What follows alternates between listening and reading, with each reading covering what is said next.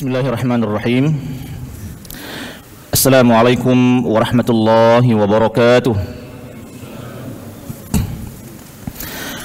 Alhamdulillahi rabbil alamin. Wassalatu wassalamu ala ashrafil anbiya'i wal mursalin Sayyidina wa habibina wa syafi'ina wa maulana Muhammadin sayyidil mursalin wa ala alihi wa sahbihi wa sallim taslima. Rabbi shrah li sadri wa yassir li amri wahlul 'uqdatam min lisani yafqahu qawli. Allahumma rabbana anfa'na bima 'allamtana wa 'allimna ma yanfa'una warzuqna 'ilman yanfa'una birahmatika ya arhamar rahimin. Ma'asyiral muslimin wal muslimat, hadirin wal hadirat, Bapak Ibu jamaah salat subuh di Masjid Baitur Rahman yang mudah-mudahan semuanya dalam limpahan rahmat dan karunia Allah Subhanahu wa taala. Alhamdulillah, di subuh kali ini kita berkumpul kembali di Masjid Baitur Rahman ini setelah kita semua melaksanakan ibadah sholat subuh berjamaah. Mudah-mudahan seluruh rangkaian amaliyah kita di subuh kali ini, baik yang sunnahnya lebih-lebih yang wajibnya, diterima di sisi Allah Subhanahu wa taala. Amin ya rabbal alamin. Dan Bapak Ibu semua, subuh kita semakin hari semakin maju ya. Apa semakin mundur? Jamnya mundur ya. Tapi pada hakikatnya dia maju gitu. Jadi jam 4.19 itu lebih dan kurang sudah azan subuh. Dan itu berarti tidur subuh kita dipaksa untuk segera diselesaikan gitu. Jadi yang kuat insya Allah dia bisa melawannya, tapi yang tidak kuat dia nanti kalah oleh godaan tidur gitu. Dan memang ini bukan perkara yang mudah sebenarnya, tapi ini adalah perkara yang pertama sekali harus didoakan dan harus diniatkan terlebih dahulu. Baru kemudian yang kedua adalah diusahakan dengan sekuat mungkin gitu ya. Biasanya orang kalau dia tidurnya sebelumnya berniat pengen bangun subuh, mudah-mudahan nanti diberikan taufik oleh Allah Subhanahu wa taala untuk bisa bangun di waktu subuh atau bahkan sebelum subuh. Tapi kalau orang tidurnya tidak punya niat untuk bangun subuh, niatnya pengen bangun untuk bekerja, padahal bekerja masuknya jam 8, nah itu biasanya agak ngaret biasanya. Makanya penting mengkondisikan jiwa sebelum tidur. Setelah kita berzikir, niatkanlah serta berdoalah secara kecil, ya Allah mohon dibangunkan di waktu subuh, atau ya Allah mohon dibangunkan sebelum azan subuh berkumandang. Ini diniatkan seperti itu.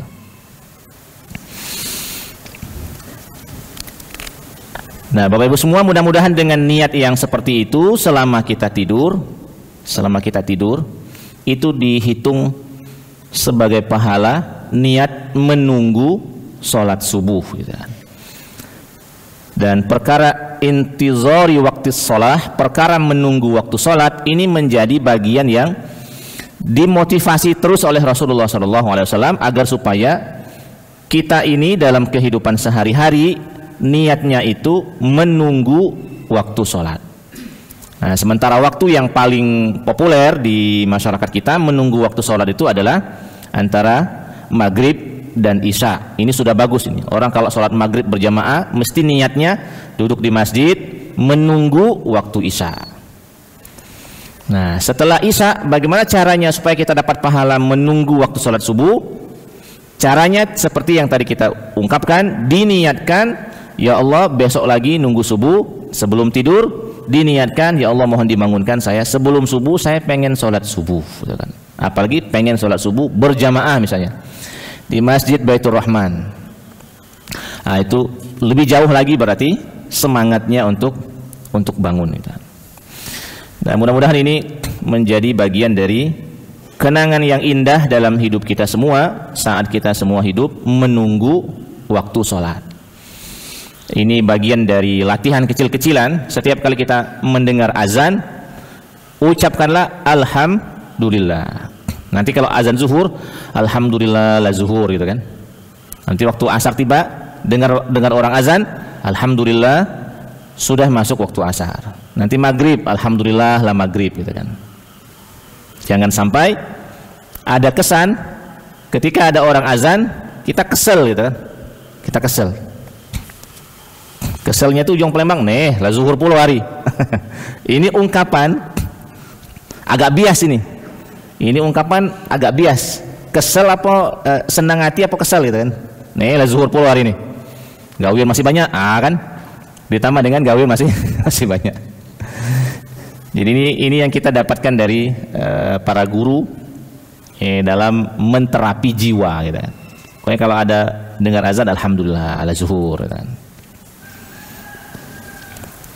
Baik, Bapak Ibu semua yang dirahmati Allah Subhanahu wa taala, kita kembali melanjutkan membaca kitab Misbahuz Zalam sebagai syarah, sebagai penjelas dari kitab Bulughul Maram. Dan kitab Misbahuz Zalam seperti yang sudah pernah kita jelaskan sebelum-sebelumnya dan tidak bosan-bosannya saya mengulang-ulang. Ini ditulis oleh ulama kita asli Indonesia yang bernama Kiai Haji Muhajirin Amsar ya. Kiai Haji Muhajirin Amsar. Ini ketemu dengan Syekh Yasin Fadani, ini muridnya Syekh Yasin Fadani. Syekh Yasin Padang gitu kan. Nah, Syekh Yasin Padani ini termasuk ulama Indonesia yang besar, yang punya murid bukan hanya orang Indonesia, bahkan punya murid orang luar, orang Mekah, orang Mesir, orang Yaman, sebagiannya punya murid atau punya guru orang Indonesia. Namanya Syekh Yasin Padang, Syekh Yasin Padang. Banyak keilmuan para kiai dan para ustadz Indonesia saat ini itu tersambung kepada seorang guru yang bernama Syekh Yasin Padang ya. Syekh Yasin Padang. Saya secara pribadi beberapa kitab-kitab kecil dan beberapa sekelumit ya, sebagian kecil dari pengetahuan-pengetahuan yang kita punya dalam pengetahuan agama juga sebagiannya bersambung dengan Syekh Yasin Padang gitu. Syekh Yasin Padang termasuk kitab Bulughul Maram ini bersambung ke Yasin Padang. Baik, kita masih membahas di pekan kemarin terakhir kita membahas tentang perkara mandi ya, yang ada di dalam hadis-hadis Rasul sallallahu alaihi wasallam. Dan sekarang kita lanjutkan pembacaan hadis berikutnya. Bismillahirrahmanirrahim. Wa an Aisyah radhiyallahu anha qalat, dari Aisyah radhiyallahu anha berkata, kana Rasulullah sallallahu alaihi wasallam yaghtasilu min arba'. Rasulullah sallallahu alaihi wasallam mandi karena 4 hal. Minal janabah, yang pertama karena sebab junub, karena sebab berhadas besar. Wa yaumal jumu'ah, dan karena hari Jumat. Wa minal hijama, karena berbekam. Wa min ghuslil mayyit, dan karena habis memandikan jenazah. Rawahu Abu Daud wa sahahahu Ibnu Khuzaimah, hadis riwayat Imam Ibnu Daud dan disahihkan oleh Ibnu Khuzaimah. Ma'asyiral muslimin wal muslimat, sebagai seorang istri yang tinggalnya bersama Rasul sallallahu alaihi wasallam, akhirnya Aisyah radhiyallahu anha memberikan informasi kepada kita semua bahwa biasanya Rasul sallallahu alaihi wasallam itu mandi, dan mandi yang di sini maksudnya adalah mandi besar. Mandi besar dalam arti mandi membasuh seluruh badan, itu karena 4 hal. Yang pertama karena janabah, ini sudah kita bahas di hadis-hadis sebelumnya, karena berhadas besar. Terutama hubungan suami istri ya. Hubungan suami istri. Ini langsung mandi. Yang kedua yaumal jumu'ah, hari Jumat. Di hari Jumat itu Rasulullah SAW diinformasikan oleh Aisyah radhiyallahu anha itu biasanya selalu mandi. Biasanya selalu mandi.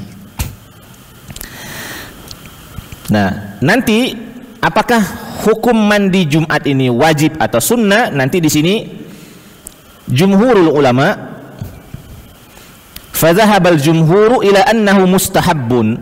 Mayoritas ulama menilai untuk mandi yang kedua ini, kalau mandi janabah ini hukumnya wajib, kalau mandi Jumat yang dilakukan oleh Rasul sallallahu alaihi wasallam ini hukumnya mustahabbun. Menurut mayoritas ulama hukumnya adalah sunnah. Kenapa bisa sunnah, Ustaz? Karena hadis ini nanti akan digabungkan dengan hadis-hadis yang lain. Kalau kita hanya baca satu hadis ini saja, mungkin di dalam pikiran kita ada semacam lintasan pikiran kalau begitu Jumat juga wajib. Nah, oleh mayoritas ulama nanti akan dibacakan hadis-hadis yang lain yang berbicara tentang mandi Jumat. Oh, ternyata nanti mandi Jumat itu levelnya tidak sampai kepada wajib, tapi sunnah. Nah, sunnahnya mandi Jumat itu kapan? Jawaban dari para ulama, kapan saja kita mandi, asalkan dia dilakukan setelah sholat subuh atau sebelum menjelang sholat subuh, itu sudah masuk dalam kategori atau sudah mendapatkan kategori sunnah mandi di hari Jumat. Jadi misalnya hari ini hari Jumat, pulang dari sholat subuh, kita balik ke rumah, di rumah kita mandi, itu sebenarnya sudah masuk dalam kategori mandi Jumat. Tinggal diniatkan saja. Kalau tidak diniatkan, tidak jadi amal ibadah. Makanya penting berniat. Supaya tidak lupa berniat, biasanya sebagian dari ulama-ulama kita merekomendasikan untuk diucapkan, supaya lisan kita ini mengingatkan diri kita bahwa ini adalah ibadah, sehingga lisan kita ini juga berusaha mengingatkan hati kita ini supaya diniatkan untuk ibadah. Bukan hanya dalam perkara mandi sebenarnya. Saya misalnya kalau mau kondangan misalnya ya, kan kondangan ini kan kadang-kadang ada rasa-rasa berat hati. Misalnya kondangannya jauh, ya Allah kondangan jauh kan, nak jengoknya lesu, dak dijengok dak lemak kan. Nah, supaya perjalanan kondangan ini bukan sekedar kondangan biasa. Biasanya saya pribadi, ini pengalaman pribadi ya, biasanya saya pribadi, saya paksakan mandi kemudian pakai baju untuk kondangan. Nanti kalau sudah di mobil, biasanya hati ini masih belum tentram, masih belum nyaman. Biasanya saya akan berdoa begini, ya Allah jadikanlah kondangan ini amal ibadah untukku gitu kan. Itu saya ucapkan itu, supaya hati ini sadar, ini kondangan bukan sembarang kondangan. Kita ketemu orang, berjabat tangan, menjalin hubungan silaturahim. Kalau kita bawa amplop kan berarti kita kasih hadiah kan, kasih hadiah kecil-kecilan dengan bawa amplop, dengan bawa kado. Itu jangan sampai semacam tradisi-tradisi biasa saja. Kalau bisa ini dijadikan sebagai amal ibadah gitu kan. Saya juga sering berbicara ini di daerah ya, di kampung-kampung, terutama di kami di Indralaya. Itu orang masih sangat menjaga tradisi membantu orang yang mau sedekah ini ya. Saya perhatikan di masyarakat itu penghasilannya tidak banyak. Apa yang menjadi penghasilan masyarakat mayoritasnya? Petani kan. Nah, sekarang padi baru nak tumbuh kan.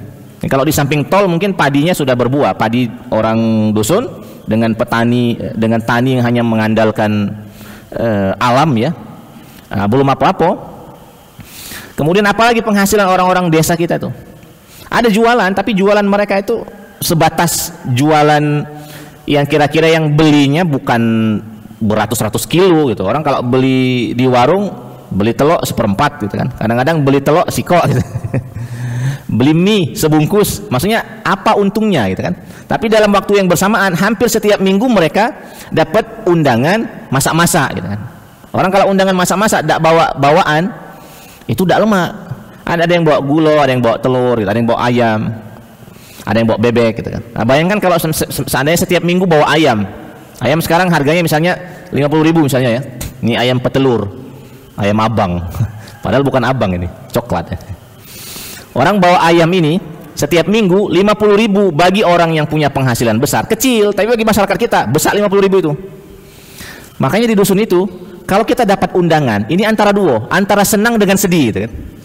Senang kita diundang, berarti wong ingat dengan kita. Kalau dia keluarga kita masih ingat dengan kita. Kalau dia sahabat kita masih ingat dengan kita, senang kita diundang. Tapi dalam waktu yang bersamaan sedih. Lah nak bawa ayam pulo ini minggu depan kan. Lah nak bawa ayam pulo, kaget minggu depan lagi lah nak bawa ayam pulo. Obrolan di masyarakat ini, obrolan di masyarakat di daerah ini, itu di satu sisi mengeluhkan Minggu depan ada 2 katanya aku undangan, nak mau ayam galau kan? Minggu depan lagi ada 2 lagi, nak bawa ayam galau. Nah yang begini supaya tidak jadi sia-sia saja, supaya jadi amal ibadah. Jangan-jangan justru pahala itu selain dari sholat 5 waktu ya, yang bisa kita dapatkan dari bab ini. Setiap kita bawa ayam, niatkan dari rumah, ya Allah, mudah-mudahan ayam yang kukasihkan ke warga ini, ke tetangga ini, ke keluarga ini mendapatkan ridho, mendapatkan pahala di sisimu. Nah, kasihkanlah itu. Tapi itu diucapkan supaya ada semacam pengingat bagi diri, pengingat bagi diri. Nah, ini pentingnya mengkondisikan hati, pentingnya mengkondisikan hati. Nah, seperti hari ini misalnya, hari ini kan kita sudah, atau saya pribadi bangunnya sebelum jam 4, jam 3.45 saya sudah bangun. Habis ini saya ada kondangan di Indralaya situ. Sebenarnya berat. Yang paling lemah itu adalah setelah kajian di Masjid Baitur Rahman balik gitu kan. Ngejang ke pinggang kan. Ngejang ke pinggang. Ini nak kondangan lagi, nak ke Layo lagi, itu ke Palembang lagi gitu kan. Biasanya terapi hatinya, ya Allah jadikanlah kondangan hari ini bernilai pahala di sisimu.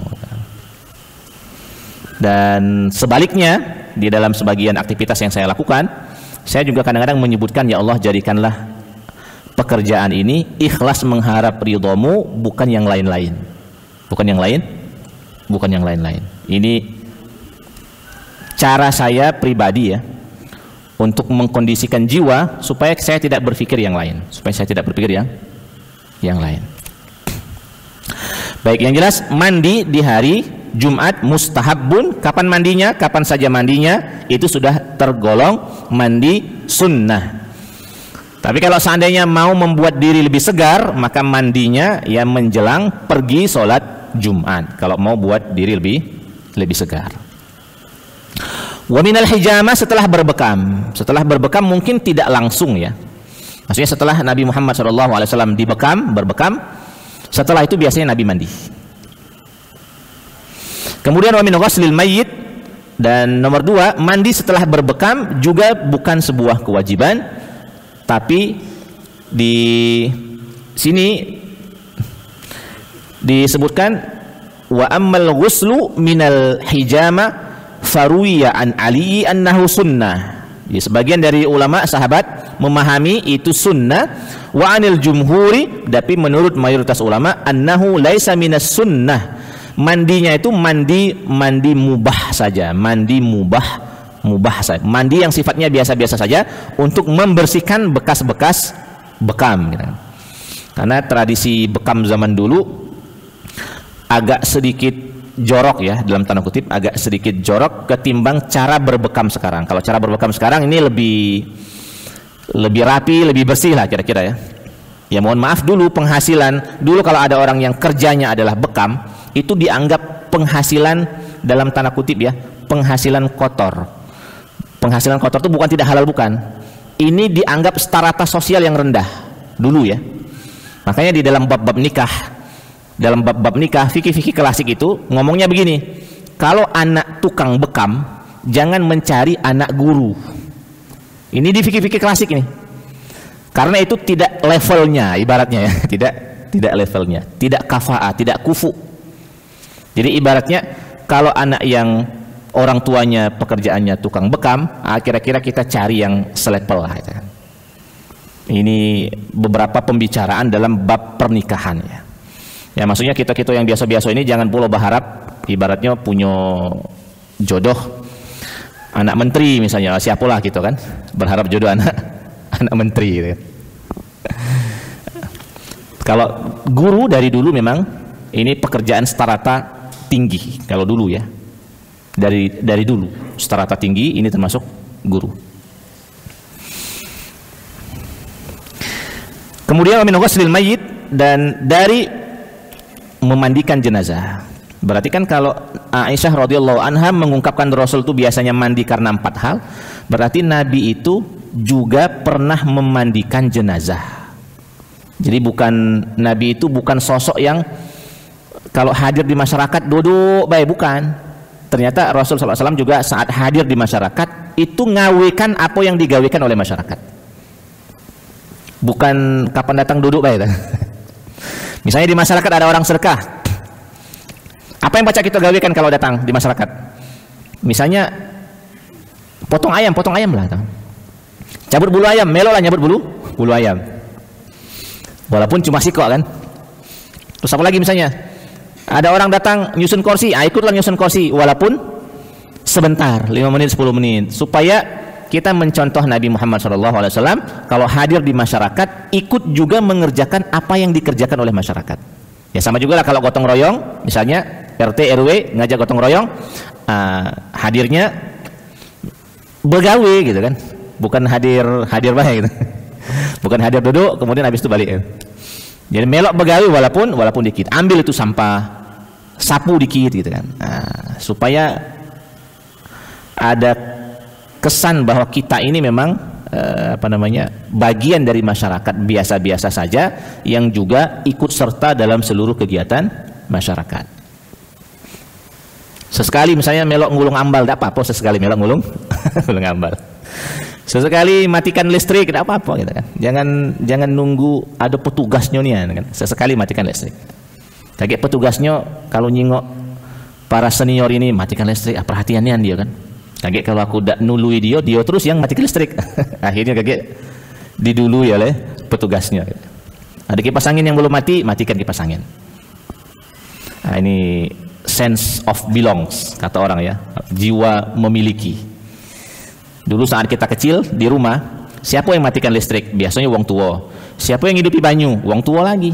Kalau banyu penuh, siapa yang matikan? Wong tua lagi. Nutup jendela kalau sore-sore, siapa yang nutup? Wong tua lagi.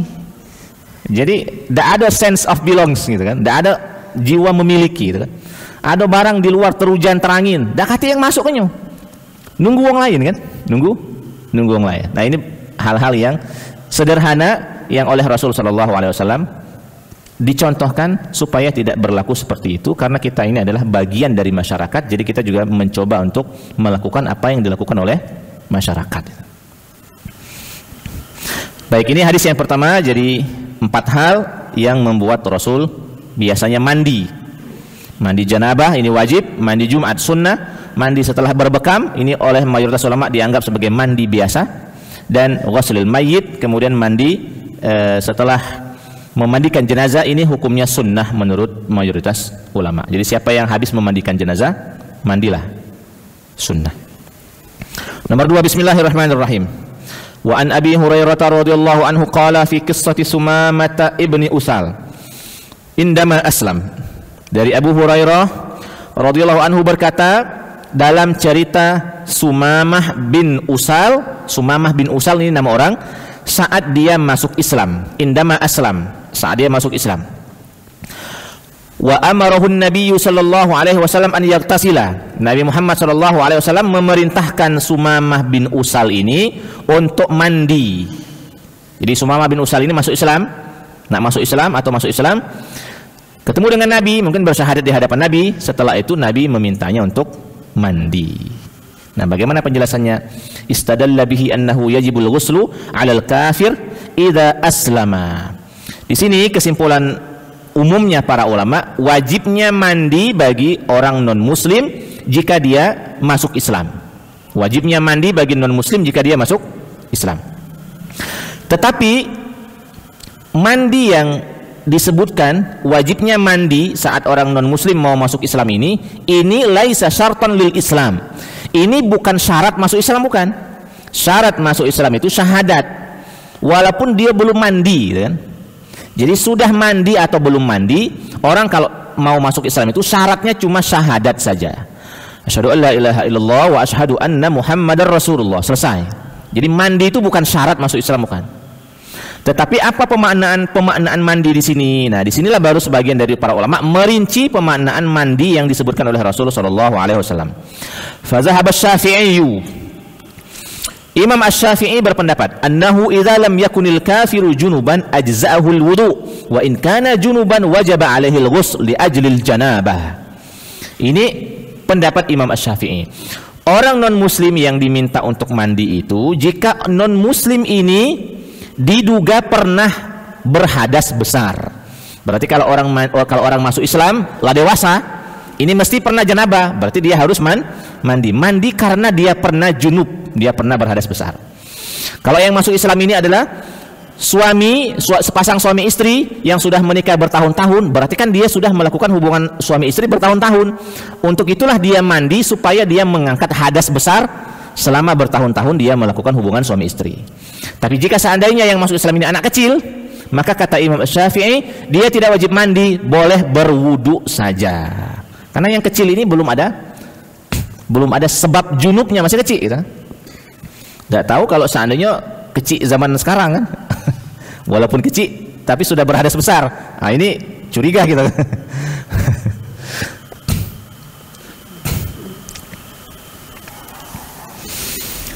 Nah, terus terang Bapak-bapak dan Ibu, memang semakin kesini zaman penuh fitnah ya, zaman penuh cobaan.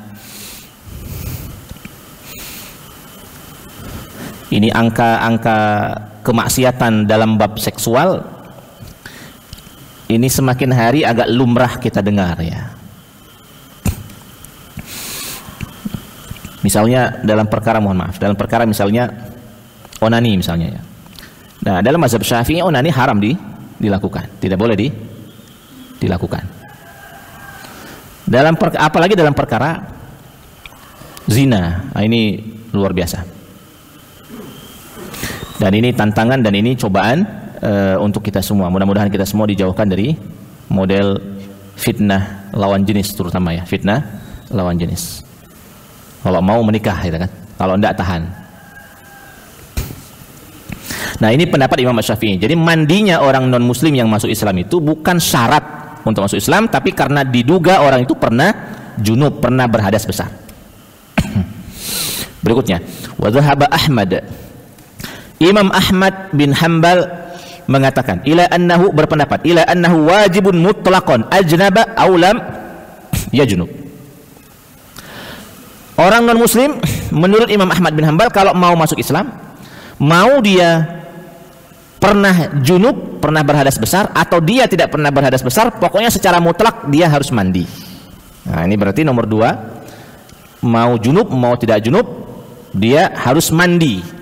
Mungkin ini sebagai salah satu tafsiran, mungkin dugaannya walaupun orang itu masih kecil, walaupun dia belum punya istri, walaupun dia belum punya suami, ada dugaan pernah junub, sehingga ambil amannya mandi saja.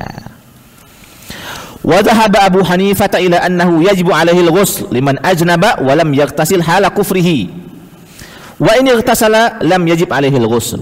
Imam Abu Hanifah mengatakan kalau orang itu pernah mandi besar saat dia dalam kekufurannya, itu dianggap dianggap selesai.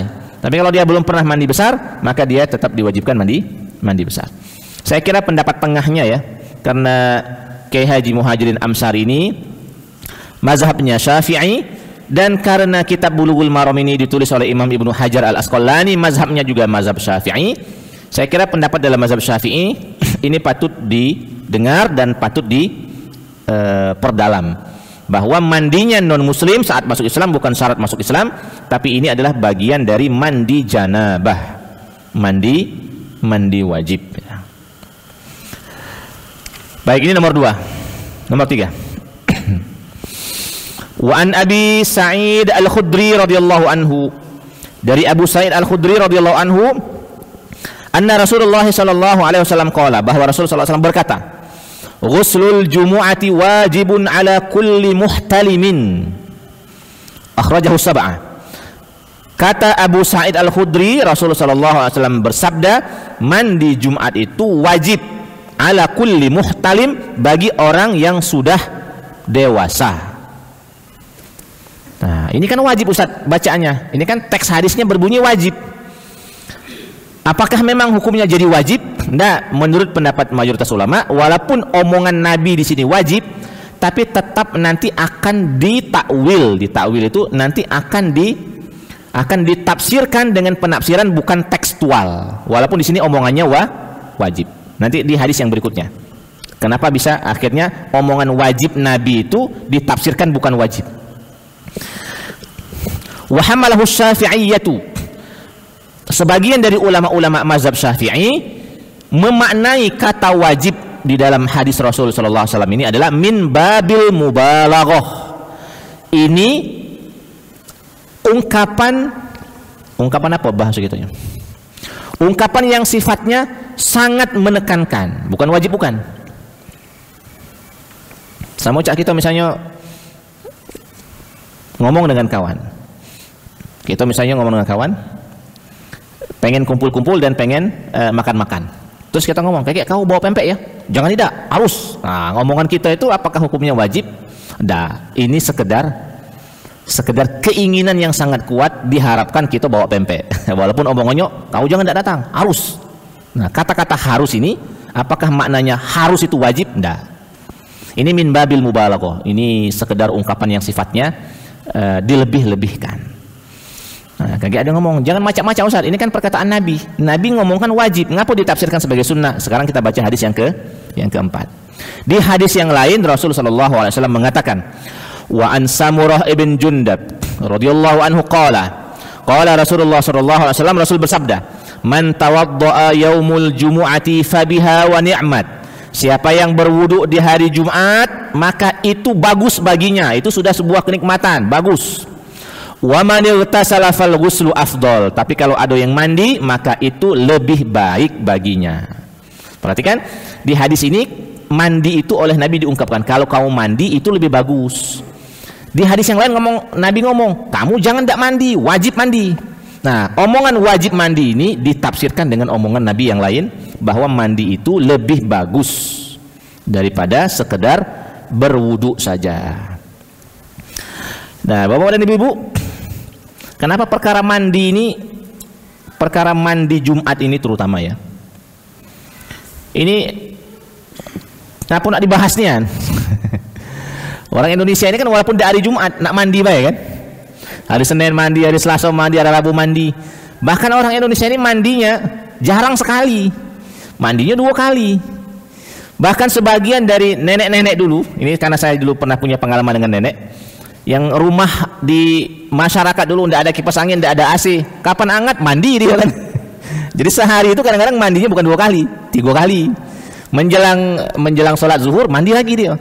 Jadi habis subuh pagi mandi, menjelang zuhur mandi, menjelang maghrib mandi. Kapan malam hari nutup pintu, kipas angin tidak ada, AC tidak ada, hari hangat, hari panas, mandi lagi dia. Sebelum tidur mandi, mandi lagi. Berhenti 4 kali mandi. Nah, itulah bedanya orang kita Indonesia ini dengan orang Arab. Orang Arab itu karena iklim mereka berbeda dengan kita, orang Arab itu memang mandinya tidak serutin kita, memang tidak serutin kita. Saya punya dosen orang Saudi. Kalau kami masuk pagi, masuk belajar jam 7 pagi, itu kan kejinguan muka-muka mandi dengan tidak itu kan. Ada muka-muka yang mandi, ada yang muka-muka tidak mandi. Menurut pendapat kita orang Indonesia ini kan, tidak ada ngajar pagi tidak mandi misalnya kan. Itu uji wong kita, uji mereka lain lagi. Apalagi dengan iklim misalnya Saudi Arabia, yang kalau sudah masuk musim dingin misalnya ya, jangankan orang asli Arab, orang Indonesia yang belajar di Arab, kalau sudah masuk musim dingin, yang di Yaman, yang di Syria, yang di Mesir, yang di Saudi, itu mandinya itu 3 hari baru mandi gitu kan. Selebihnya gosok-gosok baik, maksudnya wudu-wudu baik. Makanya kalau 3 hari tidak mandi, kalau Jumat jangan tidak mandi. Kalau Jumat jangan tidak mandi. Supaya Jumat ini mandinya semakin kuat, mana caranya? Solusinya dibuat jadi mandi wajib. dibuat jadi mandi wajib. Jadi itu solusi terutama bagi yang sudah punya suami dan istri. Yang belum punya suami dan istri, jangan dibuat mandi wajib, kaget jadinya berdosa. Di hari Jumat malah berdosa kan. Nah, itu jangan dilakukan. Nah, baik, ini jadi Rasulullah SAW mengatakan fal ghuslu afdal, siapa yang berwudu di hari Jumat itu bagus, tapi kalau ada yang nak mandi itu lebih afdal, lebih utama. Mandilah di hari Jumat, jangan tidak mandi. Hadis berikutnya, Bismillahirrahmanirrahim. Wa an Ali radhiyallahu anhu qala, dari Ali, dari sahabat Nabi yang bernama Ali bin Abi Thalib radhiyallahu anhu berkata, kana Rasulullah sallallahu alaihi wasallam yuqri'unal Qur'anu ma lam yakun junuban. Rasulullah sallallahu alaihi wasallam membacakan Al-Qur'an kepada kami, mentalkin. Kan dulu belum ada buku ya. Al-Qur'an itu wahyu yang didengar oleh Rasul sallallahu alaihi wasallam, yang disampaikan kepada Rasul. Kalau sudah dapat wahyu, biasanya Rasul mentalkinkan Al-Qur'an. Nah, misalnya saya baru dapat wahyu, dibacakan oleh Rasul di depan para sahabat. Sahabat dengar baik. Habis itu sahabat hafal gitu kan. Nah, itu kekuatan ingatan para sahabat. Jadi para sahabat Nabi itu ngafal Quran itu lewat denger baik. Dengar. Sama cak budak kecil. Bapaknya mentalkinkan, ibunya mentalkinkan. Akhirnya anak yang belum SD, umur 4 tahun, dia ulah hafal amma yatasaalun. Dari mana dia hafal? Dari dengar tadi. Dengar gitu. Nah, para sahabat Nabi sallallahu alaihi wasallam itu umumnya menghafal Quran itu juga dari dengar. Siapa yang mentalkinkan? Nabi. Nah, disinilah penting mentalkinkan. Kalau yang mentalkinkan benar, ngajinya benar. Kalau yang mentalkinkannya salah, biasanya ngajinya salah. Atau kalau dia ngajinya tanpa berhadapan dengan guru, tidak ada yang nyalahi, biasanya banyak salah juga biasanya. Makanya penting ngaji itu didengar oleh guru atau minimal didengar oleh kawan yang dia punya bacaan lebih bagus dibanding kita atau setara, biar ada yang saling mengingatkan. Kurang dengung dikit, kurang panjang dikit misalnya kan. Ini terlalu tebal, ini terlalu tipis. Jangan berhenti di situ, berhenti di sini. Itu talqin. Nah, jangan salah talqin ya. Makanya kalau mentalkin, kalau bisa memang yang mentalkinkan itu benar. Nah, ini di sebagian kampus, di sebagian mahasiswa dan mahasiswi, saya kadang-kadang mendengarkan bacaan doa iftitah mereka. Coba baca iftitah, saya bilang begitu kan. Inna solati wa nusuki wa ma yahya, itu banyak itu. Inna solati wa nusuki wa ma yahya. Nah, berarti ini salah talqin ini. Ini salah talqin.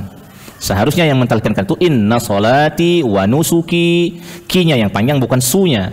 Wa nusuki, enggak, wa nusuki, kemudian wa mahyaya, bukan wa ma yahya, bukan. Nah, terus terang saya masuk ke kelas-kelas, di sebagian kelas-kelas, di sebagian kampus-kampus ya. Ini membenahinya butuh berhari-hari. Butuh berhari-hari. Inna solati wa nusuki wa ma yahya. Saya tuh heran, ini siapalah yang mentalkin ini kan. Nah, hingga sekali waktu saya pernah sholat di sebagian masjid di Palembang ini, yang ada TPA-nya. Kebetulan waktu itu ada TPA-nya. Dan ternyata memang ada sebagian dari guru TPA yang mentalkinkannya model seperti itu. Jadi memang butuh, sebagian guru TPA itu memang butuh di sertifikasi, kira-kira begitu ya, butuh di sertifikasi biar apa yang ditalkinkan benar gitu. Jangan inna solati wa nusuki wa ma yahya. Nah, itu jauhnya itu wa ma yahya itu. Nah, kata sahabat Nabi yang bernama Ali bin Abi Thalib ini, Nabi Muhammad SAW itu yukri'unal Quran, mentalkinkan kami Quran selama Nabi tidak junub, selama Nabi tidak berhadas besar. Berarti kalau Nabi berhadas besar, Nabi lebur dulu mentalkinkan sahabat. Nabi mandi dulu. Nah, di sini wabihi atau wastufida minhu, diambil faidah dari hadis ini, annahu yahrumu qiraatul Qur'ani lil junubi. Ini dalam mazhab Syafi'i terutama ya. Dalam mazhab Syafi'i hukumnya haram membaca Al-Qur'an bagi orang yang sedang berhadas besar. Wabihi zahaba aksarul ulama, dan ini pendapat mayoritas ulama. Membaca Al-Qur'an, membaca teks mushaf dengan niat membaca Al-Qur'an. Tapi kalau dengan niat berzikir, misalnya bapak-bapak dan ibu-ibu punya zikir harian, baca Al-Fatihah, baca ayat kursi, baca lillahi ma fis samawati wa ma fil ard, Al-Ikhlas, Al-Falaq, An-Nas, ini sudah berhari-hari, sudah rutin. Maka kalaupun dalam berhadas besar, dan ibu-ibu juga walaupun dalam kondisi haid, itu masih diperbolehkan berzikir walaupun itu bagian dari ayat Al-Quran, karena niatnya adalah niat berzikir. Tapi kalau mau sengaja dalam keadaan junub, baca surat Qaf, baca surat Al-Maidah misalnya, itu tunda dulu. Nah, tinggal lagi, apakah misalnya para pengajar Al-Quran yang memang tidak ada solusi lain tetap diperbolehkan untuk mengajar Al-Quran? Maka dalam hal ini teknis sebenarnya, ini teknis. Kalau tetap mau berpegang dalam mazhab Syafi'i, maka seorang pengajar jangan membaca satu ayat yang penuh, jangan. Cukup dia dengarkan baik. Misalnya muridnya baca lillahi ma fis samawati wa ma fil ard, ulangi misalnya fil ard. Nah, berarti kan dia cuma mengucapkan fil ardnya baik kan, selebihnya muridnya yang ngaji. Jadi itu bisa dijadikan sebagai solusi. Jadi membaca Al-Qur'annya tidak sempurna, putus-putus seperti itu.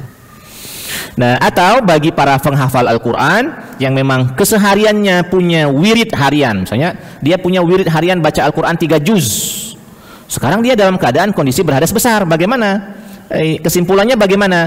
Maka kalau tetap pengen berpegang ke dalam mazhab Syafi'i, tetap boleh murojaah Al-Qur'an, tapi usahakan murojaahnya jangan bersuara. Jadi bibirnya baik. Itu opsionalnya. Ini kalau kita memang pengen berpegang dalam mazhab Syafi'i. Dalam mazhab Syafi'i, membaca Al-Qur'an dengan bibir saja tanpa bersuara itu masih diperkenankan khusus untuk orang yang junub, sebagai solusi untuk orang-orang yang memang tidak bisa meninggalkan membaca Al-Qur'an. Tapi bagi kita yang kesehariannya biasa-biasa baik, dalam keadaan junub, tunda dulu baca Al-Qur'an, tapi jangan putus wirid harian. Yang punya wirid harian ini penting untuk terus dijaga, walaupun wirid harian itu bagiannya, sebagian yang kita baca itu adalah ayat Al-Qur'an. Nah, saya kira saya cukupkan sampai di sini. Saya kasih waktu kalau ada yang pengen dikonfirmasi, kalau ada yang pengen ditanyakan, kami persilahkan sebelum kita istirahat. Boleh pakai mikrofon, Pak. Assalamualaikum warahmatullahi wabarakatuh. Dibantu, dihidupkan.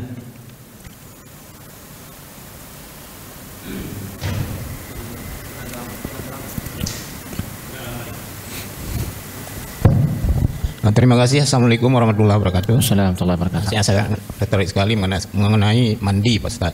Ya. Nah, tadi mengenai mandi wajib itu sudah dijelaskan, sudah sama-sama kita pahami. Cuma yang belum saya pahami ini, Pak Ustaz, mandi tradisi.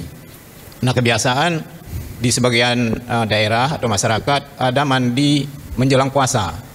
Setelah itu ada mandi safar, di bulan safar, bulan Suro kan, safar.